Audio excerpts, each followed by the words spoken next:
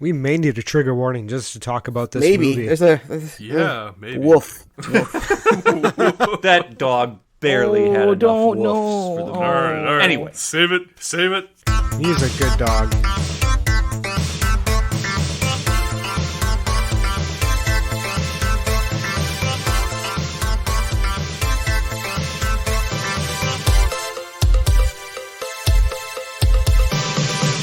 Hey, I'm Joe. I'm Ken. I'm Andrew. And I'm Dan.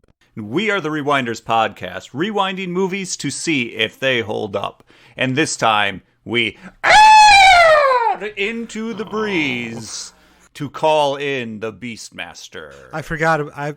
I had blocked that part out of my brain because it was just so jarring how he would talk Just to the the eagle. eagle. Yeah. Was it an eagle or was it a hawk? His accent was offensive. It was. So I'm going to preface this entire episode with, I'm the one who picked this movie. I have fond memories of the TV series. I've never seen the movie prior to last night. Yay. I'm sorry. I'm so sorry. I can Thank you. I can definitely see what they were trying to do with this movie. Oh, for sure. And the fact that this movie is based on a book that was written in 1959, won a science fiction award. It's probably got some really good backing to it, and like talking to beasts, animals, let's call them, because that's a little bit nicer. That would be really cool. I'd be able to have them at your beck and call, see through eagle eyes, and have your little ferret thieves. Oh, that'd be so great. Mm-hmm. However, problems. Exactly. And But we're not that far yet. imagine my utter disappointment when I Googled the director midway through the movie and found out that it's actually the director of one of my all-time favorite horror movies, Phantasm. What? Really? Really? Yeah. I had no idea that this was a Don Coscarelli movie, and I was halfway through, and I'm just like, the pacing is so fucking weird, but it feels familiar. And then I just Googled it out of frustration. I'm just like, who made this? And then sure enough, his name popped up. I'm like, well, it makes sense, but oh. I'd read the director had turned down Conan the Barbarian to direct this movie. Yep. That's something. He basically turned down Conan the Barbarian to make the exact same movie, but with I don't animals. know. Yes. I'm pretty sure Conan the Barbarian is a much better movie. Yeah, it really kind of kickstarted two careers with Arnold and Bridget Nielsen. So, I mean, that was kind of a big... I will admit that I did chuckle in this because we have Rip Torn, and right away I was like, oh my god, it's Rip Torn! And I expected Rip Torn to carry the movie, and he did not. But anyway... No. The thing that made me chuckle. He was... The thing that made me chuckle is I swear to God I heard Zed a few times. I'm like, wait, what? And I did look up the cast, and sure enough, the king's name is Zed, and if you remember, Rip Torn's character's name is Zed in Men in Black. Yep. So I could not stop yeah. giggling every time I heard Zed because it made me so happy. All I could think in my head Did not is catch that. Zed The king's is name was C. Zed. yup. And Z is Canadian, which is why he's Zed. Gotcha. I freaking loved it, because it's impossible for me to not associate Zed immediately with, we're not hosting an intergalactic kegger. That's the first thing that pops in my head. So, as much as I was very glazed over for this movie, that at least kept me going through. Every time I heard Zed, I got a little chuckle. So like I said, the TV series came out in 2000. I remember watching The Beastmaster, Xena, and Hercules all in the same week. So like, I have fond memories of the Beastmaster TV series, thinking that the movie was going to have something to enjoy. But I was so wrong. I was so very wrong. I mean, it was full of laughs. There were a lot of things that made me chuckle. I messaged you guys after I started the movie last night, and I was rolling from laughter just within the first not even half a minute. I mean, when you have a company bankrolling it called the Leisure Investment Company, and that's the very first thing that shines up on the screen, that just feels so utterly tacky. You know that they're going to have wonderful action figures. Yeah, exactly. I know we're trying to get into this, but I'm going to find it very hard to get into this because I think we all forgot to do the trailer. Oh, Yeah, I did. noticed that. I noticed that. I don't think we Well, need... Yeah. I'm sure it's I don't. terrible. There's nothing Yeah, I'm to sure redeem this Dan movie. suffered for us all. I'm not entirely certain we've had anything better than, It was okay. It showed what the movie was. I'm sure it wasn't any better than any of those. I have 2 whole good notes for this movie and a lot of bad. Well, let's hold. So everyone kind of said what their first experiences with this movie was already. Like most of us haven't seen it. Correct? Yeah, Correct. I've always known of its existence. I've always heard people utter the phrase and name Beastmaster, but I've never actually looked into the series or the movies at all. So this was a complete drop in the pond for me. I had no freaking clue. So I did watch this movie a lot in the 80s as a kid. Wait, what? Yeah, I was a kid in the 80s. How about that? Holy shit. And for me, it's like reflecting on why I watched it and how I felt about it was I didn't give 2 shakes of a feather what the story was. That wasn't why I was watching it. I was watching it because this dude was talking to animals, and he had animal buddies and animal friends and sword fought. That was cool. That was going to be one of my points here, Joe. It's funny you mentioned the story because they must have saved seriously thousands of dollars on the script for this film. I've never seen so much silence in such a long movie, especially one that's so action-packed, driving each scene. There is so much dead silence and dead air throughout this film, it's ridiculous. There's a lot of sneaking. I mean, yes, there's some, but I mean, you go a whole, 20, 30 minutes without a single word being uttered, mostly just grunts and shrieks, and then people fighting, and then maybe, some dialogue for 5-10 minutes, and then complete silence again for, another 20 minutes or so. It just felt like that. And then towards the end... It was showing, it wasn't telling. I know. Towards the end, they had more dialogue when they were actually, taking the fight back and everything else. I don't know. And I do have to credit this movie for the reason why I ended up having a ferret as a pet in my lifetime. I can give you that. That's a happy trade-off. I could definitely. I definitely see that felt for that, sure. like and that. then remembered how absolutely stanky they are. It's the stankiness isn't the problem. It's they hoard everything and they're escape artists. So you can't contain them unless you get them a proper cage. I learned that they are not my style of pet. And in hindsight, watching the movie this time around, I had a good chuckle because, one, I knew that I got a ferret, and it ultimately came back to this movie why I ended up having a ferret. But at the beginning of the movie, he has a dog, and it's a white German Shepherd. And out of the 4 dogs that I have adopted, 2 of them have been white German Shepherds. So I was like, oh God, does that come back to this too? I don't know. It wasn't conscious. I mean, they are very pretty dogs when they're not, Yes, bleeding they to are. death. Yes. Another alternative is you could always just get a standard tiger and dye it black. I don't think there are such things as black tigers. They had to do it for the movie. I feel like they needed a panther, but they couldn't get the permits for it. Right? But they could go in for a tiger. I don't get it. I got to the end scenes and the painted black tiger's up on a rock or some shit in the desert towards the end, half hour to go. And I'm looking at it while I'm watching this film and thinking to myself, is it really necessary that it's black? No. He's a Beastmaster. He talks to animals. Who the hell cares what color the freaking hawk tiger is black, and the ferrets have black spots. The tiger needed to be black. Still. No. For some reason, when I queued up this movie, in my brain, thought it was going to be a panther. It was going to be a black cat that was sleek. And I think that's the new series, the TV series, or the later movies. I think the TV series has a panther. Let me take a look. And that's kind of what I think enforced my fake memory of that. And then when you hear it come out and it's tiger sounds, I'm like, what the hell are they doing? And then you see it and immediately start cutting up and laughing because you're like, why'd they paint a tiger black? And then give it tiger sounds. Give it panther sounds if you want it to be a panther. Come on. I bet it has something to do with the book. The tiger in the Beastmaster series is a tiger. It's not black. Movie. I was just looking up the book to see if the book maybe had a black tiger instead. I didn't see anything about that, but apparently on the wiki, this is supposed to be about a Navajo Indian, Native American. Well, they bungled that for sure. Oh boy. Has emphatic and telepathic connections to a group of genetically altered animals. Okay, I'm happy they didn't go that route at least. Kind of wish they would have, because that would explain at least the tiger. Whoa, whoa, whoa, whoa! You mean being branded on the wrist and left by a fire from a witch that exploded into sparks doesn't explain how he got his powers? I'll be honest, I don't know what happened to that witch. That scene I watched 3 times, and I came away from it saying, I don't need to understand what just happened there. She had fireworks in her pockets. Oh, that makes sense. Well, it's just I gotta rein myself in because I'm just gonna pile on there. But we gotta talk about things we liked about this movie. True.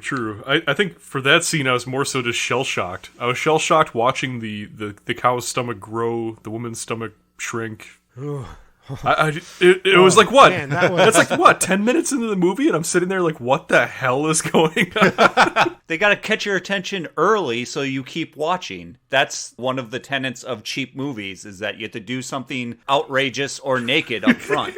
And also, that's the king, right? Yeah. They let a lady with a cow into the king's bedroom. Sure did. I gotta say, the liquid on their throats, though, was really cool. Yeah, I put that down as a thing I caught me, liked. and I was I like, thought that was cool. That was amazing. I'm sure it's a simple effect, but it looked great. It's never explained as exactly what that is. Well, it's kind of like the leech later in the movie. They don't explain it. They're like, that's that leech. It'll kill him. I mean, it's glowing.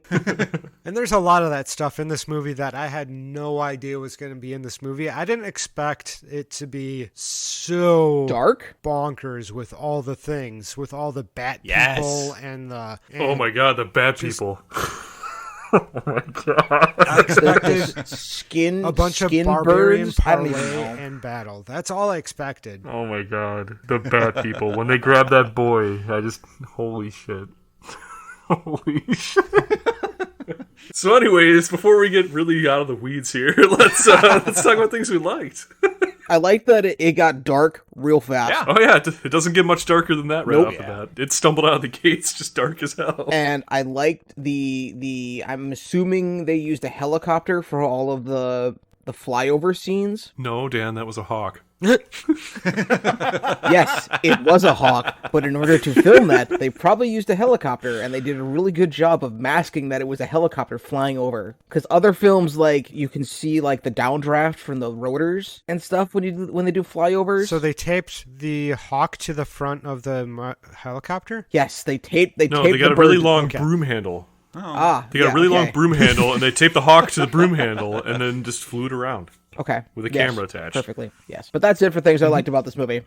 Honestly, I'm sure they took special care to fly the helicopter far enough away to avoid those downdrafts and then use a telescopic lens or something like that. Yeah, there's some pretty neat sweeping shots in this movie. Yeah, honestly, the camera work was pretty well done. I did really like his town as well at the start of the movie. Oh no. With everything being on the stilts. But why were they on stilts? It's just a nice whimsical town. I put that down as thing I didn't They like. were on stilts to keep the hordes away from the houses. I mean, it didn't work very well. Yeah, that really worked well. Yeah, that really works when your whole house can And those come houses toppling were down. definitely filled with a lot of explosive shit. Yes!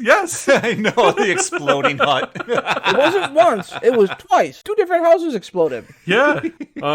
I put down that I thought that the hallway in the beginning was really cool because instead of just having a standard rectangle hallway, it was more of a hexagon and it looked pretty sweet. It's a small detail and it looked really cool. It made the hallway look more interesting. I didn't notice that, but I'm sure it did draw my attention in. Yeah, it just looks sweet. I had a good giggle right off the top because this is me looking at it with adult eyes after watching it a bunch as a kid and then not watching it for, I don't know, 20 years, maybe more. And I'm like, this dude is surrounding himself with G-string sippy witches because they're all like... I'm like, what are they doing? And then, of course, I knew what their faces looked like, but that was just like, that's fun because all those young boys in the audience just got rickrolled in their own little way. Yeah, but not for long. Yeah. You were looking at that witch's upper thigh. Now look at her face. I was also very confused as a kid when I saw the symbol of the town that this dude grew up in. It's a Enid, or stylized whatever it was called. E that looks like a cancel symbol. But it wasn't meant to be at an angle. It was at an angle because the town was destroyed. But as a kid, I was just like, why do they have the no symbol And why is he making the no Yeah, symbol? when he draws it in the sand. Doesn't make When he sense. draws it in the sand later in the movie, I chuckled. I'm like, oh, I didn't catch that. Yeah, it's like, oh, that's the correct way the symbol's supposed to look. Are we good? Are we good on the goods? Because I want to tell No, you. I got some. That's all I've got for good. So I like that when the witches die, they laugh, and they have a very stereotypical witch laugh where they're like, and then one flew away as a dove, one disappeared like Obi-Wan Kenobi. And, Two of them did, you know, actually. They had a spirit of performance. I like that about them. Yeah, I could agree with that. And the setup portion of the movie, even though it was 25 minutes long, it really, to me, did not feel like that was a sludge of...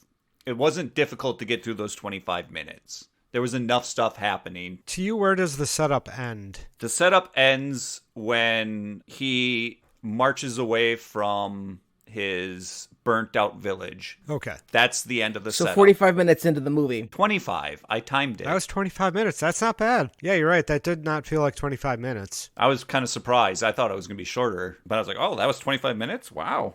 Impressive. I was expecting you to say when he starts using his beasts for nefarious purposes, Like lady hunting. so he can kiss his cousin. Oh, God. I'm a fan of weapons you can throw in movies because I know how ridiculous they are. So like I'm a big fan of Krull and the glaive in that movie. But then this movie came out before Krull and has its own little throwy That I stupid don't know weapon. how- I like it. It it would looks work in cool. reality. It doesn't matter that it can't work. Yes. Okay. It just looks cool, and the prop shop did a very good job with it, and I like that. Yeah, it looks great. It has unnecessary movement to flip it open, but it also gives you something to do before you throw it. You flip it open, so that way everyone's prepared for like, oh, here it comes, got to throw this, and then to throw it, and it does like, it's a boomerang, it's a throwing star, it's like all the throwing weapons ever created all in one thing. Yeah. Not as cool as the glaive, because the glaive had 5 many- points of little knives so that much came sharp- out, and he could use his mind to fly it. Anyway. I've never seen this one. You've never seen Krull? We will watch we're Krull gonna in have the to. I future. can't say I've seen Krull We either. will watch Krull. I know What? the glaive, but I have not seen the movie. I haven't seen the movie. I know the glaive very well. I just haven't seen the movie. We will get to it. Excellent. I'm excited. It's worth punishing yourself to watch.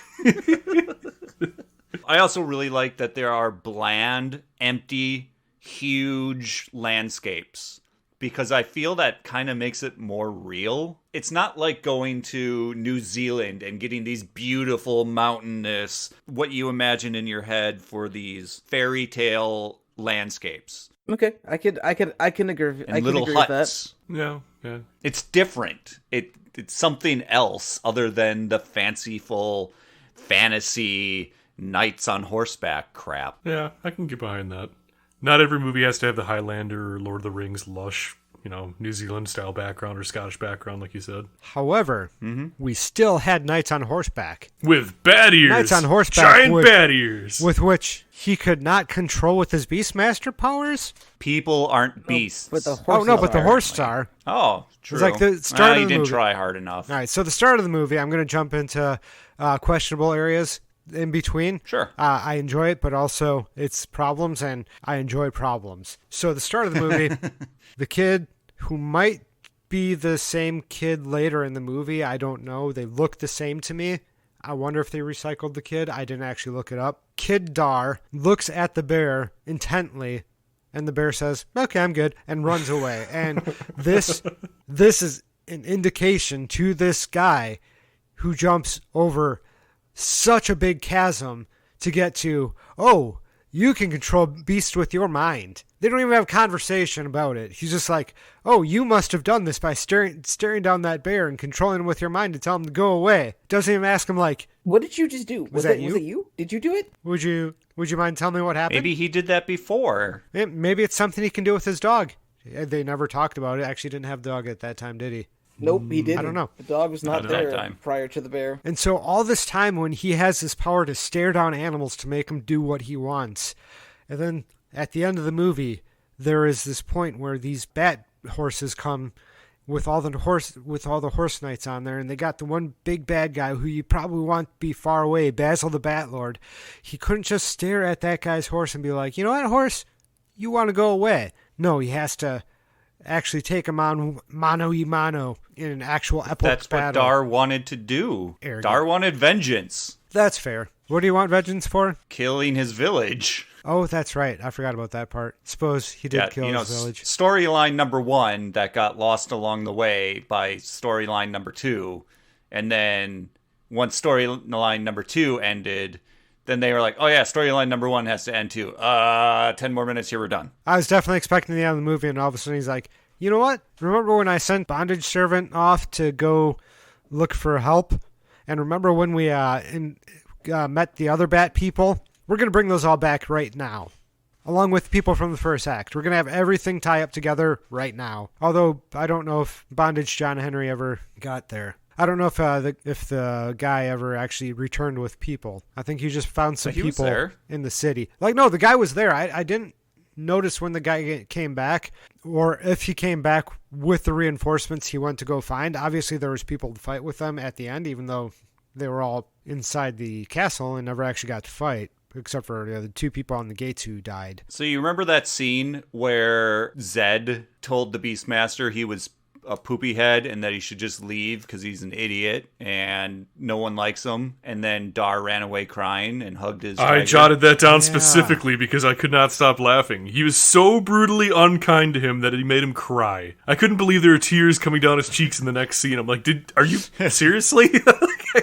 It was beautiful. Vicious mockery. That scene was filled with the people that Seth went and got to fight the battle. And they were saying, we're going to ride at dawn and fight the people. Now, they never showed that. They saved a few bucks by not having a battle scene and skipped that whole part and just told Dar, oh, by the way, they caught them all. Battle's over. Okay. Come save them. One-man army. Come on, do this thing. I was too distracted by the king uber-negging Dar that I must have missed that part. And like, what is even the point of this? Dar comes, saves you, and now you're going to be a jerk? Nah. Oh, but I'm your child. Oh, never mind. Come back. But he only knew that for a split second before he had his guts spilled. Woot. Yeah. I like the ferrets. Yeah. I like the animals. I really, Yeah. I could watch this entire movie simply just for the animals and how they do things. The ferrets running around stealing shit. That's great. Mm-hmm. That's wonderful. That is amazing movie right there. Anytime the ferrets steal something, it's definitely underwear or keys. Or keys.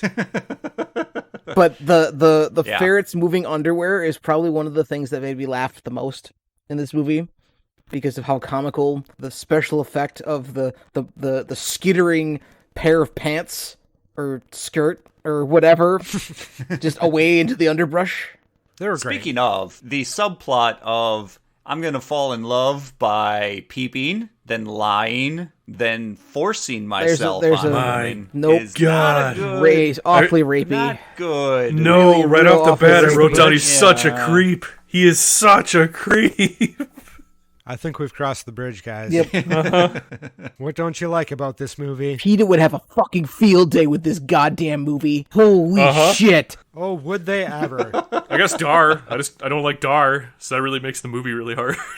Well, he doesn't. What's his personality? What personality? The man's a brick. Okay. Exactly. I will say one I nice know. thing. I will say one nice thing. Occasionally, maybe 3 times during the film, I kind of caught a Mark Hamill, Luke Skywalker from absolutely. A New Hope vibe from him. Maybe at the end when he kisses his sister? No, not that point. like the charisma. The charisma was there. And I couldn't help but think every time that happened, why aren't you like this the rest of the movie? It would be so much more enjoyable if you were. There are some shots where he literally looks like Mark Hamill, where he looks like Luke Skywalker. He's got the same face. So I definitely get where you're getting that vibe from him. But they start off the movie, he's a baby. Okay, fine. I can get on board.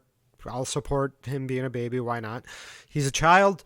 Okay, cool. He scares away a bear. Fine. That's fun. Kind of a nice kid at that point. Gets to be an adult, goes hose some grass. He's harvesting. And He's basically, the next threshing thing you with know, like he burns his a scythe. It wasn't a scythe. Oh, right. It was a hoe. Other guys had scythes. He was given a hoe. the first actual like decision that we give to him after the intro is, I mean, save the tiger, and then use your new animal farm powers to make advances on your cousin. Of course, you didn't know it was her cousin at the time, but still, even after we found out there's cousin, giant kiss at the end of the movie, and that ooked me a little bit, quite a bit. Well, maybe they're, from the south. I'm suddenly hearing a lot of Why am I hearing so many banjos? Where the fuck are these banjos? So when you get that early in the movie and you decide to use your powers for rape, you got big mountain to climb when you start off your movie with deciding to have your character use their powers for not good. Yeah. Especially that way. Indeed. However, he chose not to kill the bat people, even though he probably may have killed one or two of them had he actually gone for it. So, like, yay, he doesn't kill wantingly, right? Only kills when he needs to. Yeah. When that scene was done, I felt bad for the bat people because all I could think was, that's a society where no one can hug. Wait. No. Because I have this in my notes, that those bat people gave the hug of death. There is totally hugging in this film. Yeah, but you're not going to hug people you like. They like them so much that they... No nice hugging. No, they like them so much that they hug them to death. They hug them and make them part of them by ingesting them. And then give the, all right, my dude. The head nod at the end? Yes. The fucking head nod at the end? Yep. Oh my god. That way you know they're cool. I guess, yeah. Yeah.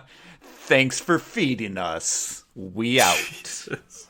There's a child here who's protected by a cage. Why don't you feed him to us and we'll be cool? No, they would have still ate Dar at that point. It was because Birdie came down and was like, hey, back off, bat people. This is my human. shit. And they're like, whoa, Bird. Gotta stay with We're friends with a Bird hawk. God. Oh shit, okay, you're Fuck. cool.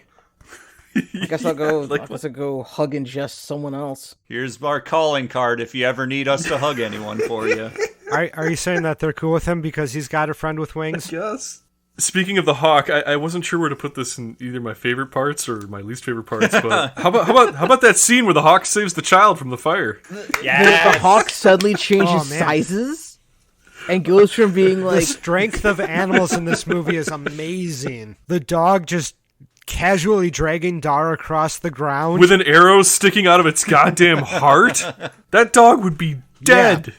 It would be dead. It did die. And even when it's dead, it's not You dead. definitely see it. Bleeding so heavily. It was a good Yeah, puppy. yeah. Did they knock the dog out? I don't know. No, the dog was awake. I was watching really how did close they- because I was like, that's too good to be a prop. Yeah. And when he set it down, Like- you can see the dog breathe. That was a Breathe. well-trained dog. I want to know how they got it to like the tongue was like lolling out of its mouth. It was super raggedy. It's amazing, Like, but Yeah. yes. No, they used to train dogs to do things like this for movies and stage shows because that's how you got the special effects, was actually put a dog up there who could just lay there and put its tongue out, and dog would get all sorts of praise and love it. You can train dogs to do that sort of thing, or you could just CGI it these days. But it looks so much better with a trained animal, and it makes you like more emotionally connected to the moment because it's like, good God, I've carried my dog that way, and if my dog was that limp,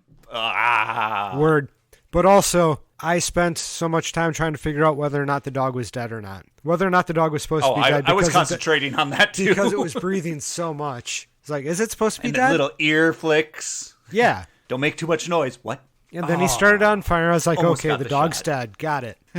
And then I felt bad. But then, yeah, the crow or the whatever carrying the kid out of the fucking fire. that was probably Oh. what 4, 5 years old. I don't know, but my notes were Hawk steals baby, news at 11.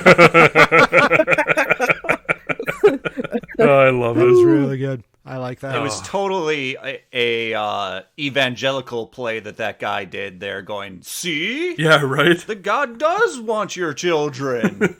yeah. Good pivot, dude. Oh, yeah. God wants your babies. So how about Dar when first time he commits murder by controlling the tiger? He is way too pleased with that tiger murdering that man. The camera cuts to his face and he makes like that typical like, yeah, face as he looks at the screen. Like he's just so content with what's happening. I just murdered a man, but I didn't murder the man. A tiger murdered the man. I may or may not have told the tiger to murder the man, and I watched it the entire time. Are you going to tell the tiger no? That's a good point. Dar's original name was Charles. Speaking of which, since we're in the negative part and Dan we got it. skipped I got it. over That's the fine. PETA part, There's so many That scenes. black There were tiger. no PETAs in this movie. No, there should have been because that black tiger had an allergic reaction to the black dye and died shortly Filming. after this movie was filmed. Yeah. Also, one of the ferrets died, but not sure if it was during the filming or afterwards, but one of the ferrets also died. Yeah, if you take a look, the black dye around the tiger's mouth wasn't always the same amount of black dye. It's because whenever the tiger would go drink, the dye would come off in the water that it was drinking. Oh, no. So you'd sometimes see actual tiger markings. Oh, you see tiger markings all the Yeah, time. it's quite frequent. Yeah, and then there's this one last bad thing that the bear was a Russian-trained bear, the only working bear in Hollywood at the time, and as soon as they let it out to do its scene, it attacked its trainer and sent its handler to the hospital. So I think that's why there was a lot of awkward bear scenes where you're like, what is going on with this bear? Is it just sliding along the track? This film is almost on par with Disasters as the Twilight Zone movie. My God. Except for, I guess, nobody died in this film. Well, not humans, at least. No, animals. Yeah. Oh man, it's just so like the way that he handles the ferrets, like he's manhandling those poor rodents. Yeah. Grabbing them by the necks and just ripping them around. They don't have any bones. It's fine. They are very boneless. Yeah, this movie is not worth the price that it paid in the harm to animals. Oh, God. I just is looked not. over at our Discord where I put the article about this movie with all the shitty stuff. The picture they used for the thing, he's literally holding one of the ferrets by the neck Yeah. up to his face. Yeah. And that's what you come to expect from a Beastmaster. One who masters the beast by nicely talking to them, or in this case, doing things. Mentally to them. dominating them. But honestly, having some Pocket ferrets. rodents would be wonderful. I'd carry around a satchel if I could have some helping hand ferrets. Indeed. And then whenever they're done, they just crawl back into my satchel and they're good to go.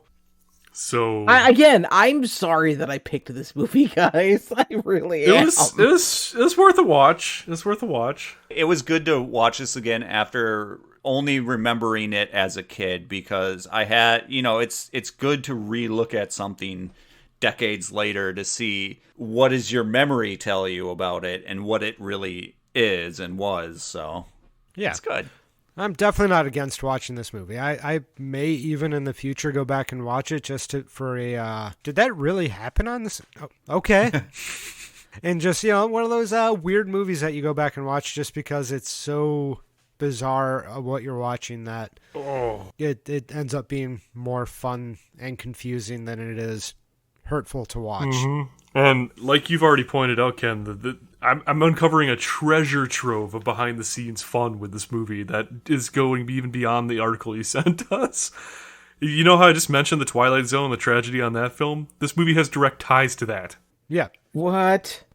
The river that Dar runs through while swinging his sword around like an excited little boy was struck by tragedy a few months later. It's the exact same location where Vic Morrow and the two children died while filming John Landis' segment of the Twilight Zone movie. Oh, what? What are the chances? What are the chances? I mean, what are the chances? Oh, Dan. yeah. So on that same note, I was just reminded how he stood on top of a mountain and swung around a log. Yes.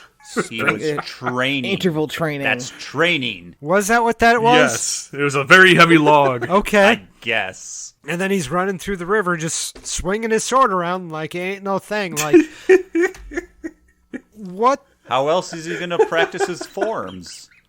That's how you sword fight. You sweep down at the ground Let's. with your sword. You're building muscle memory. Okay. To be fair, I've never went through sword training, so maybe it's a thing. Kick up some water and slap your water droplets with a sword blade. In the meantime, I'll discuss how this movie had inconsistent sound effects. Speaking of sound effects, when the bear showed up in that first scene, the sound effects they used are the same sound effects that CBS used for Lost in Space back in the late 50s, early 60s. And I only know that because I grew up that was my dad's favorite TV shows, and we had it on DVD. It was the first 3 seasons. So I heard that noise, I'm like, I'm not watching Lost in Space. Or are you? But yeah, you're right. The sound effects are off, or at least not standardized. Yeah, they definitely didn't use the standard Wilhelm scream whenever anybody. I was fell waiting or for died. that. They just made their own screaming noises, which was off-putting. funny. I was expecting the guy to fall off the pyramid and have the Wilhelm scream. When it didn't, I was honestly shocked. For me, the things that stood out for sound effects were when we first meet Seth and he hits a guy to go down in the pit with the tiger. The staff he uses makes a little boop sound. It's very cartoony, and I'm like, are you kidding me? And then in the temple, they open a door, and I swear to God, the door went, like Tim Allen in Home Improvement. That's always going to be a thing in films. There's always, no matter how serious of a film you have, there's going to be something that gets snuck in. I mean, look at Jurassic Park. It's an overall pretty serious movie, but you still have the cartoon slide whistle effect sound when Dennis Nedry falls down the waterfall because it's funny. Steven Spielberg thought it was funny. So I get it. And at the very end of this movie, Dar punches one person, and it's a meat slammer sound, and it's like, the classic meat Indiana slammer. Jones style. And then turns around and punches someone else, and there's no sound effect whatsoever for the second punch. And I was like, what? What's the Y'all pay difference? too much attention to these movies. Jeez. And by that, I mean, I didn't notice See, that at all. when the movie gets bad for you, Ken, you just zone out. When the movie goes bad, Or I zone so in that everything is real. focus becomes stronger. I focus less on the annoying stuff and more on what they want me to focus on, which is just what is happening in the scene. And I don't necessarily need the extra sound effects and stuff because it doesn't necessarily take me out of things, which is cool. So if something does take me out of a movie, it's usually fairly glaring. Yeah, I'd agree with that. Kind of like Death Guards, more like Dumb Guards. Right? What? Right? Say what? I don't get it. They were not that Yeah, scary. they weren't. Oh, It just yeah, was. eh. It just was a guy in a codpiece roaring and swinging his arms. Berserking his way through doors. Oh yeah, the zombie berserkers. Those are Something. Those were interesting. I will say the scene when Okay. they're in the room where he uncovers the, secret staircase and they get away and he's waiting and the door's being slammed on. Putting yourself in his shoes, that would be kind of terrifying when the door splinters open and that thing comes right the fuck through. I mean, that's creepy. That's well done. That scene only, though. I was certainly expecting a little bit more out of those guys when they're going through the when he's going through the hallway and there's just the clawed arms coming out and what looked like ape people behind there. I was expecting a lot more than just a dude with some gloves Had a mask with glowing eyes. and a hat, Oh my god, a fancy hat. I completely forgot that you actually saw them prior Yep. to them.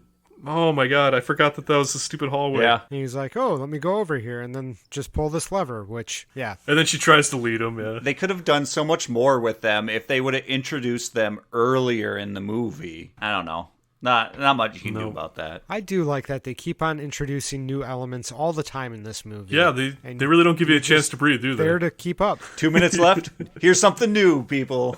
Like exploding tar. Exploding tar, Yup. yes. Exploding houses made of wood. The shot, though, of the moat I exploding. love that. That was so cool. And I was glad that they had 3 or 4 cameras rolling on that because, wow. That was They did a very good well job done with and that. had to cost quite a bit. I'm sure. That's very cool. I'm confused why they decided to Yurikai the torch out there and not have a better system to light Arrows, flaming arrows from the wall. That was the first thing in my head. That was the first thing in my head. Had they never used a flaming arrow in their lives? Why are they running the damn flame out? Or a National Treasure oil trench. Anything, yeah. They could have absolutely brushed oil from the tar pit back to the door and just lit it. But it's not for us to determine. Yeah, that's what I'm saying.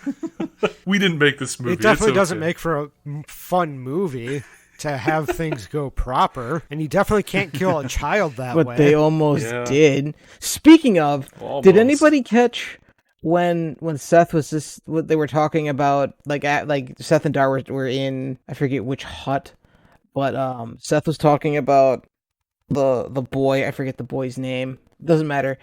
But he got shot in the right shoulder. Yeah. Why does that mean that he can't use his left hand? And that he actually does use his left hand at the end of the movie. He uses his left hand and he's got the damaged arm holding something while he's climbing up the side of a steep pyramid stair thing? Like, what? Shh, shh, shh, shh, shh. Don't worry your little head about it. But no, I can't.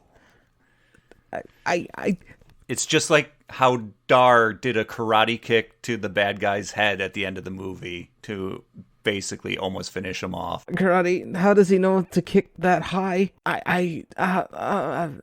Where did Dar get his barbarian costume from? No one was wearing barbarian costumes at the beginning of the movie. He definitely was wearing. I went back. Okay, so in keeping with traditions for movies for this damn podcast, I started watching the movie the first time while going to bed, and I fell asleep during the creep scene. Is when I fell asleep the first time around. But then the second time around, I was like, where did he get that fancy skirt from? Turns out he's wearing that fancy skirt the entire time. He was just wearing a shirt over the top of it, a burlap sack shirt. And he just ditched that after maybe he needed that to burn his villagers or something. But he was definitely wearing that skirt the entire time. Part of revenge is also being body positive about yourself. Oh, yeah. And not being ashamed of yourself. And also living in a climate that allows you to do that. Because I might be body Not positive, but Wisconsin. I'm not going outside right now without a shirt.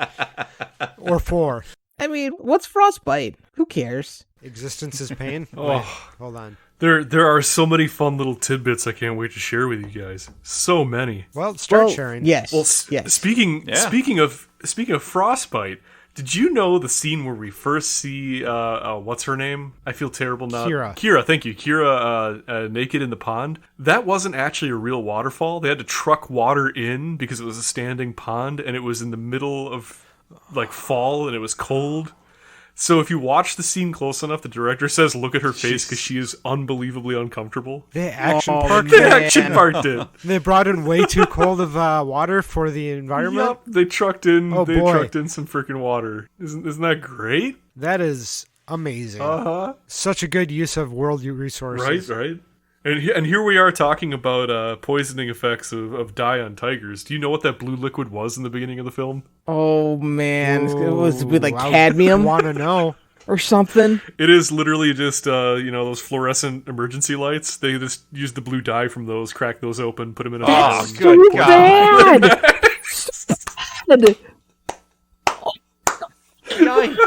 That's not that bad. I mean, maybe the ones from 1981 were bad. Nowadays it wouldn't be so bad. Those are all non-toxic, right? I mean, they have rave parties with those things.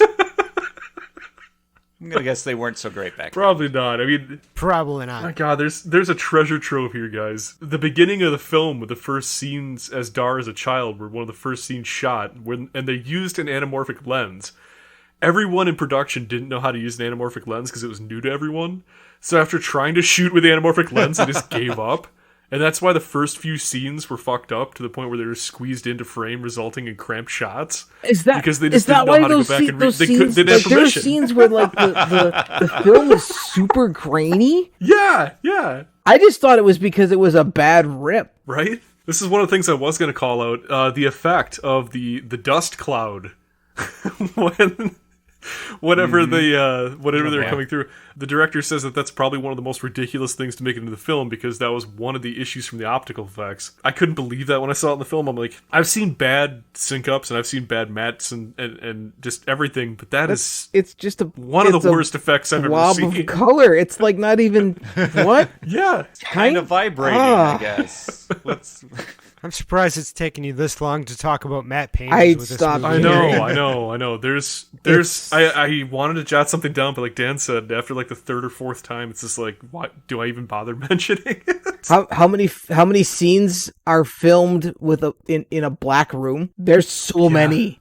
There are so many scenes that were filmed in just in a room that was blacked out for background. Gotta save that cash. Now, I was going to say that model for The the temple was the cool. temple, It was where cool. it was very cool, but it was definitely a model. Like, The there was something definitely about smoke it that just made the it look smoke coming out of the tiny, top of the tiny temple is model. what did it. Yep. Yeah. That very That's well what could be. tipped me off to That's- it being a model and not being like a painting. Oh no, that's another one. The pyramid was a complete practical effect. You know how much that cost? Like the set piece itself, 700,000. Oh, that's way too much. It was 52,000, but their original budget for effects for the film was 50,000 only. Cool. But then when the director had what was it? The director had one of his guys go to the original company that had already received the $50,000 and found out that they had only done 3% of the effects and fired them on the spot. So essentially they had to refinance and do everything. Holy shit. God, this movie is a goddamn nightmare on so many levels. And the jokes about the stilt houses, apparently that almost didn't get filmed. What? So they had intended on filming the collapse of the stilted huts, but the structures crumbled on their own accord because of the poor construction. Oh my god, really? The cameraman was only able to whip his camera around to catch most of the descent of the huts. Oh, man, that's so good. Fucking- I was wondering if they did. Well, when did Dar that on comes out purpose. of his It looked hut, too that good. thing is swinging. yeah, because none of the stilts are supported, and there are no cross supports at all. No, it's just a bunch of stilts stuck in the air. That's it. They're strong enough to hold up dead bodies. Damn it! Aw. I thought it was a good use of scenery and showing what happened. You know, go from having houses to having people on the sticks instead. There's so many to go through that it would just be ridiculous to go through everything, but this is a treasure trove of ridiculous behind the scenes.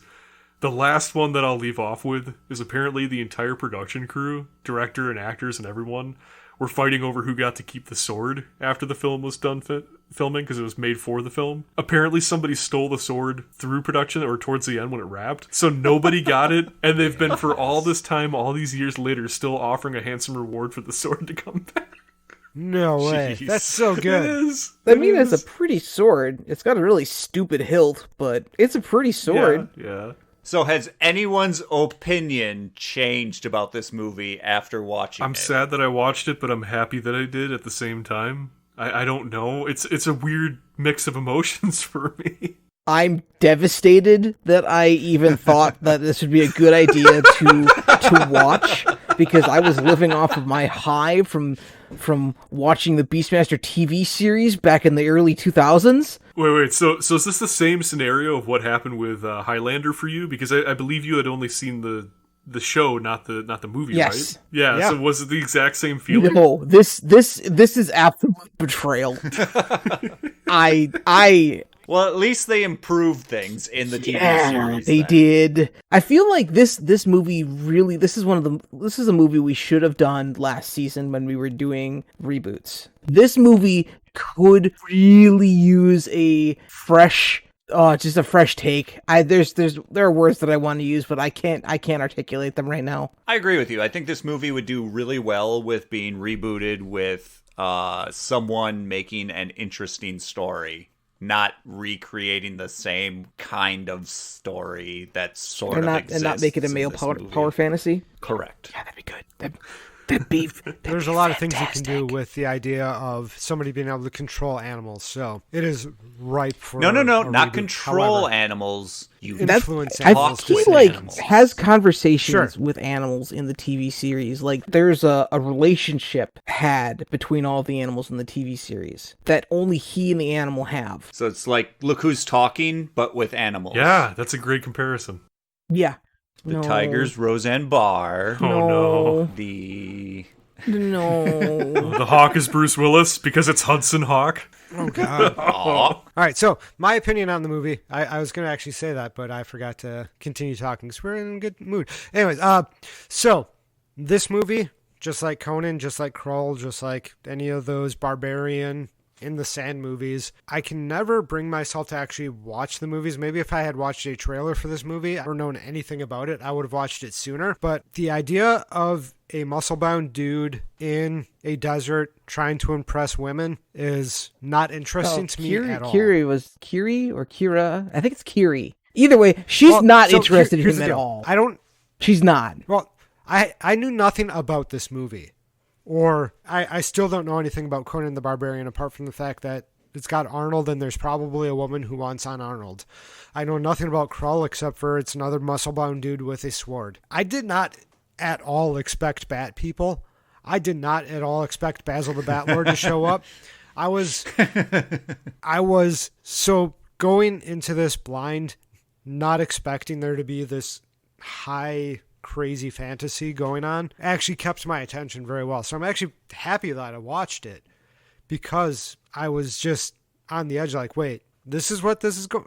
Okay, now this. I don't know why it didn't occur to me that there would be bizarre fantasy items to this, but it just never crossed my mind that this is what the movie could be. I just imagined a guy with a sword chopping down his foes and having long, terrible conversations with women. I don't know.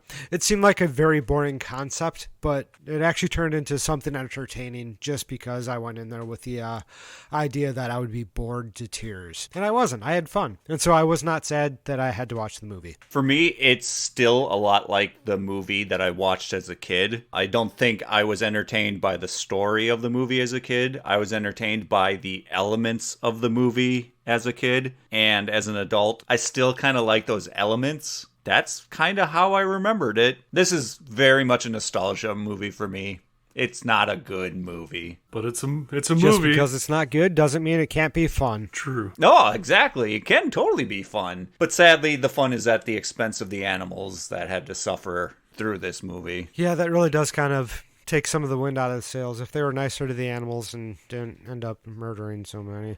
I definitely have a better feeling for this movie. I need to stop reading the behind-the-scenes shit on this, Ken. You've unleashed this Pandora's box of movie trivia for this fucking thing. I know it was in the article you sent, but I forgot about the eagle in the trap door with the hot air balloon. That just... Good God. What? This is like Animal Abuse, the movie, like you guys said. The eagle often refused to fly, so they threw it up in a freaking hot air balloon and then had a trapdoor drop it to basically for it. Oh, holy shit! It's right there. Goddamn movie! Holy shit!